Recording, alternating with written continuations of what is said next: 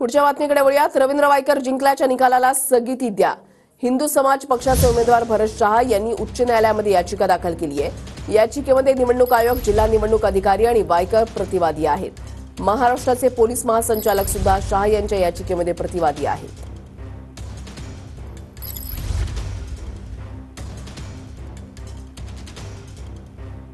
भरत शहा यांचे आरोप काय आहेत तर मोकळ्या पारदर्शक वातावरणामध्ये मतमोजणीचे काम करण्यात अपयश।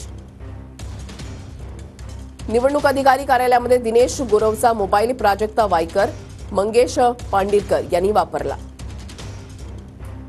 निवडणूक अधिकारी कार्यालयामध्ये दिनेश गुरव या व्यक्तीची तात्पुरती नेमणूक योग्य आहे का? निवडणूक अधिकारी वंदना सूर्यवंशींपासून 2 फुटांवर प्राजक्ता वायकर मोबाईल वापरत होत्या। निवडणूक अधिकारी वंदना सूर्यवंशींनी त्यावर आक्षेप का घेतला नाही? बेकायदेशीरपणे वापरलेला मोबाईल जप्त करताना कायदेशीर आवश्यकतेनुसार सील केला नाही। पोलिसांनी त्यांची भूमिका कायद्याच्या चौकटीमध्ये पार पाडली नाही। रवींद्र वायकर यांचा मेहुणा मंगेश पांडिलकर याच्या ताब्यातच संशयास्पद मोबाईल फोन होता। संपूर्ण प्रकरणाचा तपास 60 दिवसांच्या ठराविक कालावधीमध्ये पूर्ण करण्याचे आदेश देण्याची मागणी।